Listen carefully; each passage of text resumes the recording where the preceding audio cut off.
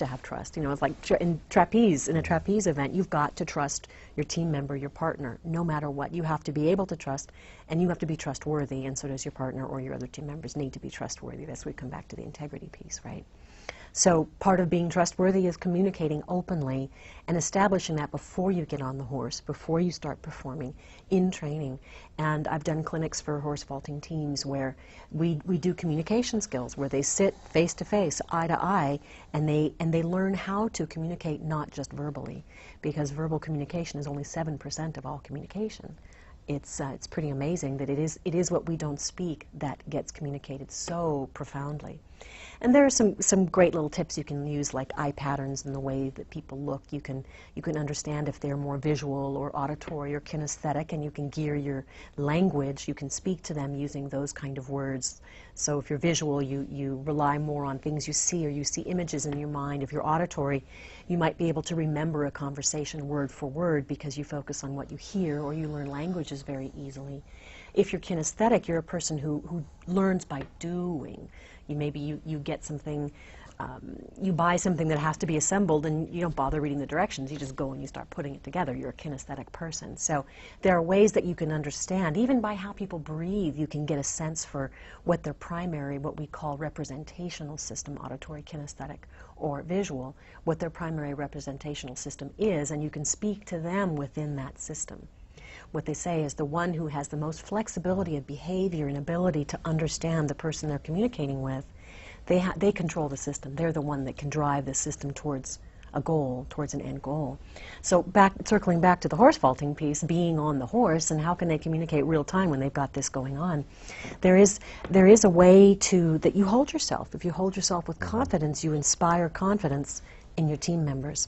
In order to be able to hold yourself with confidence when you're standing on a horse and the horse is cantering and someone is depending on you holding them up, right? Yes. You need to have the presence of mind and the ability to focus, the ability to be in the moment. Again, that's the pre-work, that's the preparation.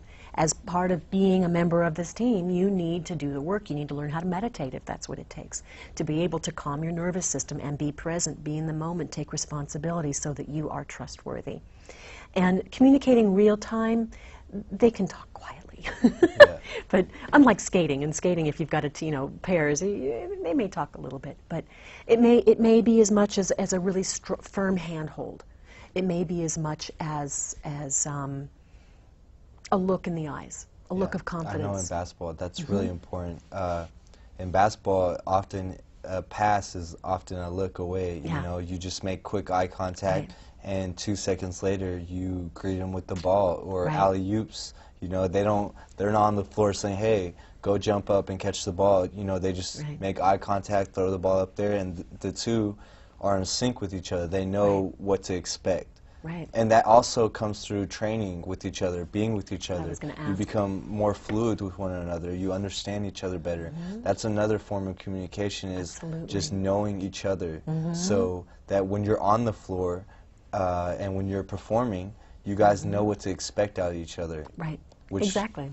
builds on team building. Right. And So it can be, within your training, you can actually consciously build that communication that's nonverbal.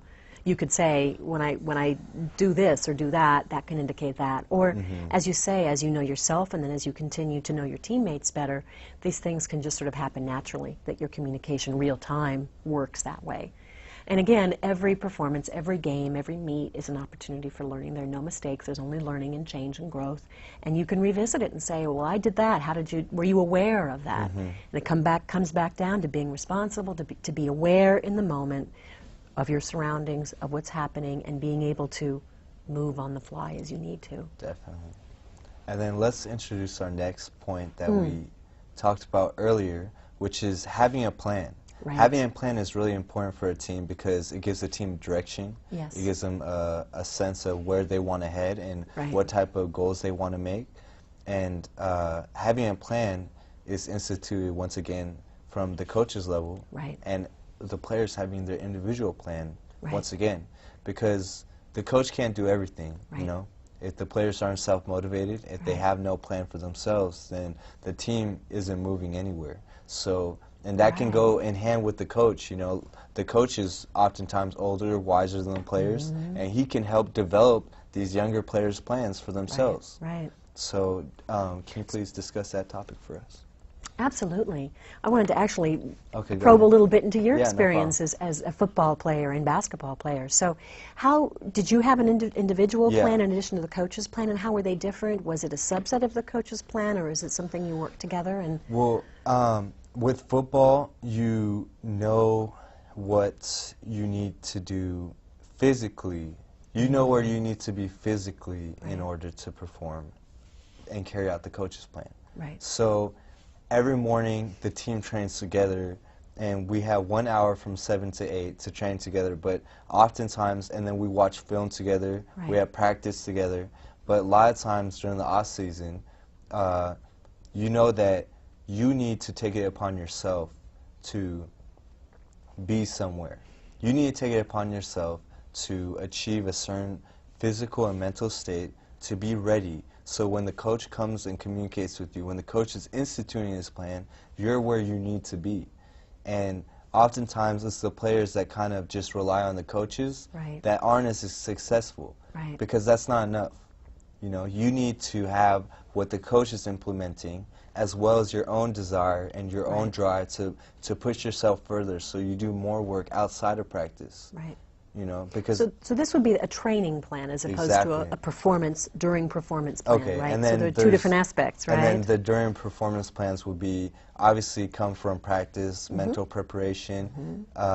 We have to study film, so Right. that's in the plan. Right. And by studying film, we see ourselves on tape, and it's up to us to really pay attention because it's during our lunch break. So a lot of times kids, you know, may want to focus more on their eating, or they're not concerned with spending their whole lunch hour on watching football film. It's on you to look at yourself and positively critique yourself Right. and make positive evaluations of yourself. Personal So- responsibility for your own motivation and your Exactly. own integrity and Exactly. your plan, your plan for training. Exactly. Absolutely. What comes to me as an interesting thought in that is that, yes, you have a plan, obviously you have your training plan, and you're individually responsible for your own part of that. As we talk about the performance plan in football, obviously you plan a play, right? And that's called, and there is a preset play. So clearly, what happens if you aren't able to implement that plan exactly as you've planned it? You have to be present enough, and you as the individual have to have that personal responsibility with the commitment to the team to make the best decision and respond instantaneously. Exactly. And when you're in the zone and you know how to Exactly. get there, it happens. It happens in a way that's It happens more fluidly, you know? Exactly. But even whether you're in the zone or not, you know that you shouldn't expect things to follow through as exactly planned. Exactly. You know, there's going to be defenders that are going to be there to alter your plan. Right. So That's their exactly, purpose that's in their life. purpose. Their purpose is to alter what you're trying to do. Right. So Break either down you your have to, plan, exactly, break down your game. Either you have to fake them out into selling another plan to them and Right. selling a route to them that you're not going to run, Right. or you have to improvise and use your hand motions, go around them. Right. There's so many things you have to do. So being able to improvise on an individual level is really important Right. on the field. But furthermore, what's more important is being able to improvise as a coach. So if it's mid-season and your plan that you had established at the beginning of the season isn't working, it's Right. important to be able to look at your plan, reevaluate it, instead of just doing what doesn't work. You know, you have to look at, you have to evaluate your plan, and that takes a lot of confidence in yourself, and that takes the ability to really take it, looking at the journey. Right. You know, not looking at the end, not getting caught up in where I want to be and this is the plan I made, but Right. looking at what's working right now, what's not working right Right. now, and improvising on the spur of the moment. Exactly. Exactly. It's like knowing that you want to take a trip to New York, Mm-hmm. and let's say you have the planned route, and you get there and the road is blocked. Detour. You detour, but you still know you're going to New York. Exactly. Right? And so holding that end goal in mind in the end destination and taking the steps that are necessary and being confident and positive and aware enough along the way to adjust as necessary to get that end goal. And one of the key things about performance, sort of as an aside, is that one of the areas I work a lot on is being able to recover from error. And first of all, being able to see that error almost, you can make it a misnomer. It's all in